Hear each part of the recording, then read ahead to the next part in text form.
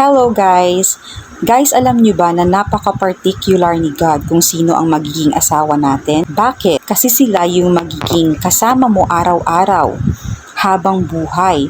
And sila yung magiging ama or ina ng mga magiging anak mo and magiging isang flesh kayo pag nagpakasal kayo. Kaya nung mga times na kinikwento ni Moses sa Deuteronomy chapter 7, yung pagposes ng Israelites sa land ng 7 great nations. Sinabi ni God doon na, "Thou shalt not make any covenant with them." Sa verses 3 and 4, "Neither shalt thou make marriages with them. Thy daughter thou shalt not give unto his son, nor his daughter shalt thou take unto thy son.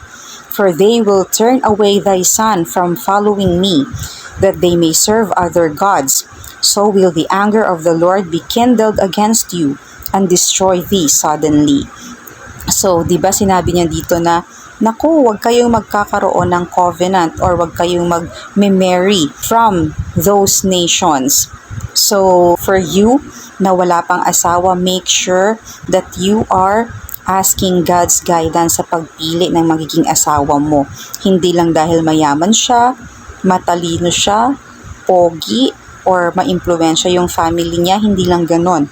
You have to make sure that yung pipiliin mo ay nag-worship at mag-glorify kay God yung marriage nyo. Pero dun naman sa mga tao na nakapag-asawa na ng mga hindi nagsiserve kay God, make sure na ikaw sa sarili mo ang nag-worship kay God at ikaw ang magdadala sa asawa mo to serve the Lord para yung marriage nyo ay mag-glorify kay God. So, yun.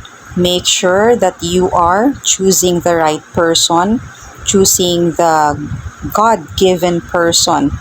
And kung sakali man na hindi siya yung magdadala sa'yo kay God, ikaw ang magdala sa kanya kay God. God bless you. God bless us po.